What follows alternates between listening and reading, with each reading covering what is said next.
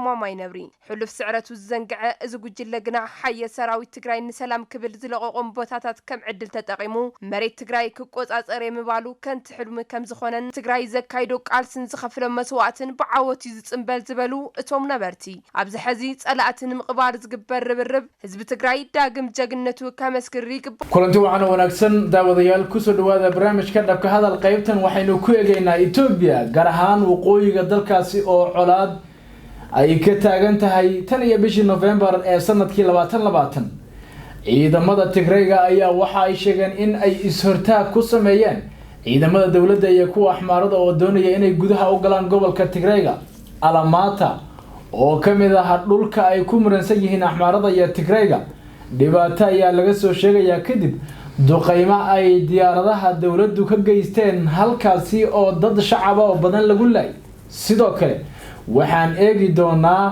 ciidamada axmaarada oo iyaguna aad ugu dadaalaya sidii ay deegaanka Tigreega gaar ahaan deegaanada ay ku muransan yihiin gacanta ugu dhigi lahaayeen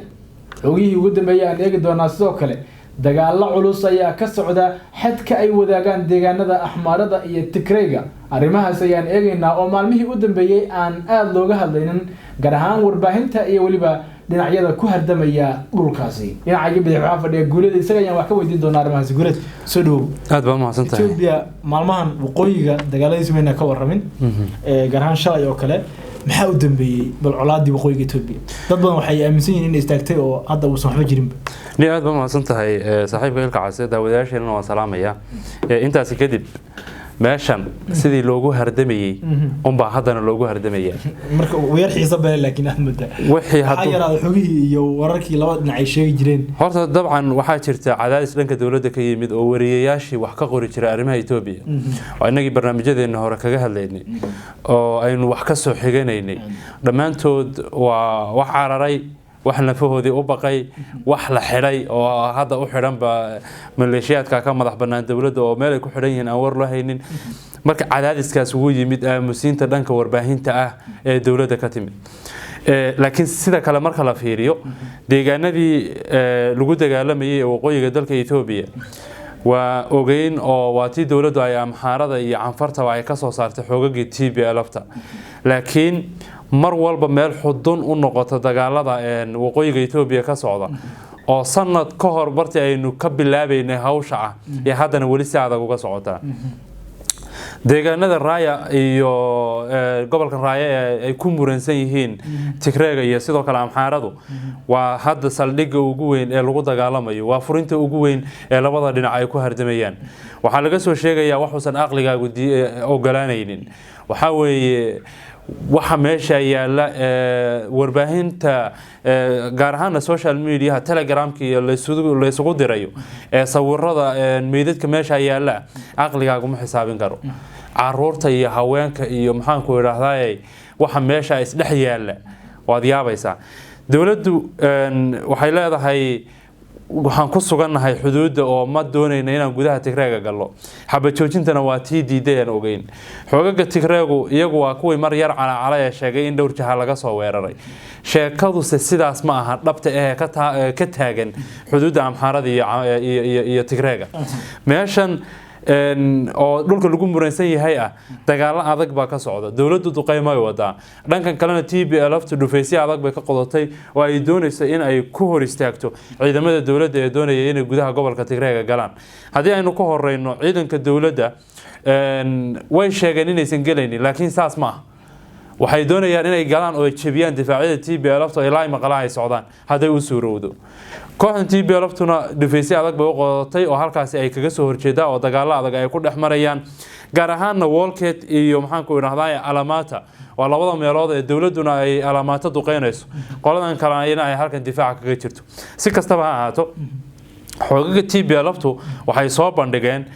muuqaal ay YouTube-ka soo galiyeen oo ay ku muujinayaan sida ay u hortaagan yihiin ciidamada dawladda markaad muuqaalkaasi si dhab ah u fiiriso ee aad u daawato waxa ku soo baxaya meeshan in aan af Soomaaliga jilicsan ee lagaga hadlayo warbaahinta iyo nabad iyo wax meesha yaala ay kala yihiin tobanaan gaari oo qaar BM-yadii qoryahan dhuumaha badan ay saaraayeen ay saaran yihiin maxaan ku idhahdaa booyadihii saadka u wada ciidamada oraaladii ay saaraayeen aduu laami dhan oo afka on laga jaray laami dhan oo baabuur ay kolanyo u socotay unba afka laga gooyey hal baabuur kor ugama istaagin ama dib ugama laabanin ama dhinac ugama cararin wixii oo saf unsa ugu jiray soo bandhigeen TPLF marka waxay leeyihiin ها وحي سارانا عقتها لمريي وعيدنكي دولada doonayay in gudaha gobolka Tigreega galaan waa kolayan dhan oo meesha maraysa hal brigade ku dhaw iyagii baana dhex taagan oo muuqaalka iska duubaya kooxda TPLF oo soo bandhigaya in ay hubkan iyo gaadiidkan faraha badan ay furteen ciidankii dowladana ay hor istaageen aynan u ogolaan dooninna in gudaha gobolka Tigreega ay soo galaan waxaan jeclaan lahaa bal daawadayaasheena ugu duudo muuqaalkaasi ay kooxda TPLF soo bandhigtay وهيك داوديال بل داوشو عن مقاركن ماما ينبرين حلف سعرة الزنقعة إذا جل جناح حي سراوي تجراي نسلام كبل زلقوا بوتاتات كم عدل تتقيمو مريت تجراي كوكوز أزري مبالو كانت حلم كم زخونا تجراي زكايدوك علسن زخف لما سواتن بعوات يزتنبل زبلو اتوم نبرتي عبز حزيت ألعتن مقبار زقبر بالرب حزب تجراي داقم جاقنتو كمسك الريق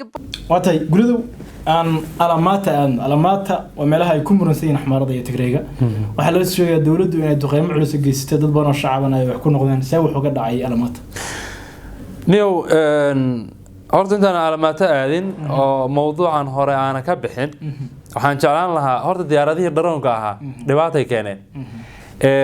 waxa hagayay ma aha dad Ethiopian oo dad durba loo tababaro hawsha qaban kara ma aha ma jiraan dadkan Ethiopian kaana ina taqaaniin kala ma aqaanay xitaa dadka maskaxda furan ma oo durba wax fahma ma marka diyaaradihii droonka ah dad ajnabi ah horta hagay ama shiinaysan noqdaan ama Iran iyaguna ha way u tilmaamayeen oo meeshan loo calaamadinaya halka ku ridaha marka waxa dhacday diyaaradii droonka inay isla ciidamada Itoobiya duqeeyeen ee calaamaatay ku sugnaa dhanka xuduudda ku sugnaa waxaan daawaday ciidamadii sawirro muuqaal la soo dhigay social media ciidankii Itoobiya oo direyskoodii xidhan oo maxaan ku idhahdaa calankii dawladda wata oo hawlgalkii qayb ka ah oo taarkii wixii ay ku hadlayeen ciidamada kale kula xiriirayeen wata oo haddana dantu ay ku khasabtay in baabuurtii ay wateen ay geedo dusha ka saaraan diyaaradii dharoonka ee dawladda u hiilinaysa ay ka gabadaan ha marka waxay halka ka cado ku muuqanaysa meeshan dad ajnabi ah inay horta dharoonka gacanta ku hayaan ciidankii Tigreega iyo kuwii dawladana la kala garan laayay iyagoo kuwii dawladda ah oo calankii wato oo hawlgalkii qaybka ee danta ku khasabtay inay maalintii oo dhan ay diyaaradii dharoon ka dhuntaan oo baabuurtii kaarayaashii iyo maxaan ku idhahdaa uraaladii iyo alaabtii ay geeda ku dadaan oo sidii TPLF uga dhuumanayaan baash marka diyaaradahaas dharoonka oo dhibaatooyin badan oo keeneen waxa ka mid ah horta ciidankii dawladda asaa u gabanaya oo aan talaabo rogi karin waxay kala weheliya meel laba uma meeldeeyaan madfaca yar ku xiran ee loo soo dhiibalay markaa soo tuur mar allaani ee meesha ay aragtay ay islaahdo waa halkan show ku haboonta oo ku dhufanaysa maxaa ka imanaya lama dhahay diyaaradan dharoonka marka waxay duqeeyeen calaamaata oo meydkii iyo caruurtii iyo haweenkii maxaan ku idhahdaa waxa mashaqo isdhex yaala aad yaabayso suuq dhan oo amxaaradu markay ay barnaamijka ma taqaanaa maxaad ka wadaa barnaamijka waxa la yiraahdaa meelaha ay ku tuntaan amxaarada isugu yimaadaan maqaaxiyahooda markay isugu yimaadaan waxay daadiyaan dhulka cagaar geeda ay soo gureen bay daadiyaan inta badan timir iyo waxa u badan ama geeda kale oo adigu iska cagaar oo dhulka saas cagaarka markii loogu daadiyo koobab yar yar oo asraaqad bayna ku jirin oo yar yar bay bunki ku cabaan marka iyo yaro daangi iyo waxba adigu isku dhex dardaraan marka qola sida isaga baashaalayso oo geedihi cagaaraan ay u gogla yihiin bahalkii bunkiina iska cabays iyo diyaaradii dul istaagtay oo shacab ha saa caleentii bay dhex yaalaan meydkii iyo meeshii yareeda qoobada ahayd maqaayada ay isdhex yaalaan marka diyaaradahaas mushkiladaas ay keeneen duqeyntan hadda calaamaadka ugu dambeysay ka dhacday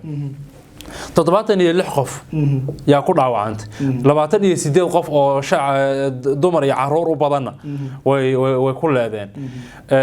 sida ilaha maxalligu ay soo tabinayaan dawladdu warka ma soo saarin TPLF-tuna warka ma soo saarin laakiin meeshan duqeynta isdaba joog ah aan loo meeldayin yaa ka taagan maxaan ku raahdaa ciidanka Itoobiya iyagana saasay diyaaradii ugu rafaasan yihiin dhankii shacabkaana ay bahashii u gumaadaysaa TPLF-tina ay u leedahay waanu hortaaganahay nimankii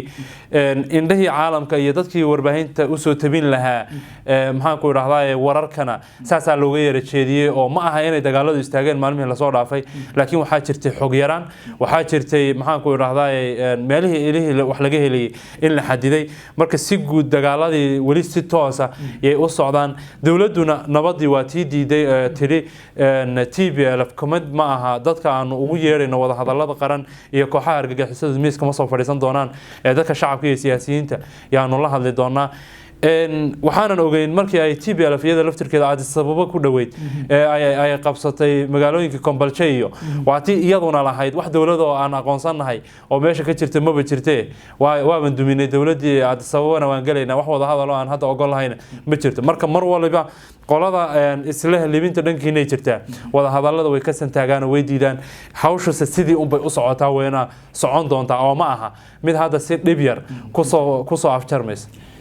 وهجاك هذا ما سنيحي يقول الدعوة ديال أنت سيان كوسو كوبينا قضب كان تاني كلام دنبه وحنا نقول رافينا سداس إيو نبت قليو